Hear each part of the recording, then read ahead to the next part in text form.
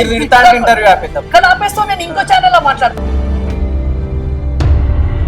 అభివృద్ధికి అడ్డుకుంటుందా BRS party? 10 ఏళ్లలో ఇప్పుడు ఎట్లా సస్యశ్యామలం ఉంటే ఈ 15 నెలల్లో కరువు కాటకాలలో కేటీఆర్ పైన ఆరోపణలు ఏమొస్తాయి? మై హోమ్ రామేశ్వరరావుకి ఇప్పుడు అడిగించినప్పుడు ఏం లేదు. వానికి దమ్ము ఉంటే మై హోమ్ దగ్గర పోమని చెప్పు.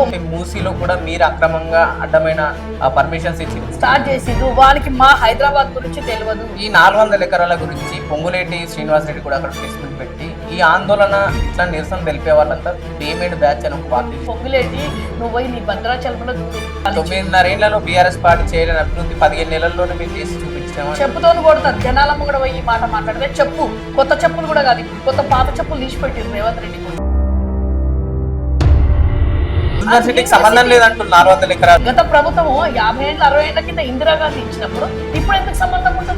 ముఖ్యమంత్రి మాకు కాదు కాదు కాదు కాదు అవసరం. వాడు ఢిల్లీ మళ్ళీ ఢిల్లీకి పోయాడు. తెలంగాణ అభివృద్ధి కోసం వెళ్తున్నాను. తెలంగాణ అభివృద్ధి కాదు, తెలంగాణ నాశనం కోసం వెళ్తున్నాడు వాడు. కేసీఆర్ 9.5 ఏళ్ళలో చేతి మేము చేసినాము. కలెక్టర్ ఎందుకు పోతుంటారా వేస్ట్ గా? మీరు చూసిలా తీసుకోపోంగా ఏమన్నా? 4.5 లక్షలు బాబు చేస్తే 1.5 చేసిండు.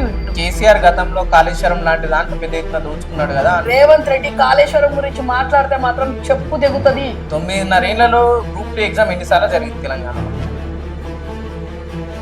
ప్రజాపాలన ఎట్లుందండి? ఏ వన్ బొందలాగున్నదని చెప్తాం. వాడు చావాలి,